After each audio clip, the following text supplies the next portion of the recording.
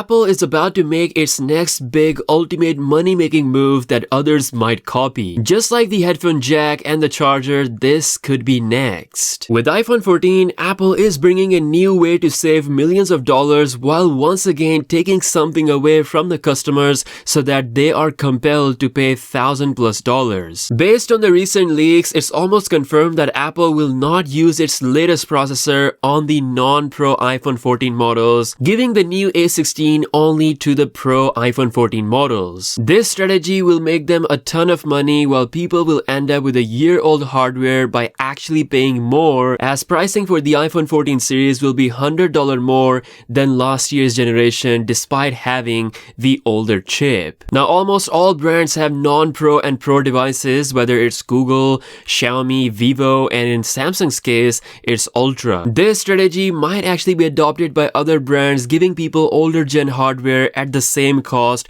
and making the newer chip just exclusive to the Pro $1,000+ devices. Even though Apple is the best when it comes to their chips, still, this doesn't give them the excuse to not give the latest hardware to all iPhone models, which they have always done for more than a decade. If people accept this, then this could be a gateway for other brands to do the same. I really hope other brands, especially Samsung, should not copy this strategy. They should still give the latest gen hardware to all their new phones, not just the Ultras or the Pros. Historically speaking, the track record of these brands have not been that good, but let's see what happens this time around. Now in more exclusive iPhone 14 Pro news, we have the always-on mode demonstration in the latest iOS 16 beta. This is how this feature could look on the iPhone 14 Pro models. Again, because of the LTPO display, this feature could be Pro only. Also in the news, the iPhone 14 series is facing a new difficulty as the rare camera lenses supplied by this company called Genius, their lenses have quality issues due to a coating crack problem. While this is a serious issue, it might not actually delay the iPhone 14 release, as Apple has another major camera supplier named Largon. They're gonna likely step in and cover this production for Apple. If all goes smooth, the iPhone 14 lineup will get officially announced in the month of September. We're likely going to see more leaks in the future, so make sure you stay tuned on the channel. Let me know what you think about this new money-making move where Apple is giving older gen hardware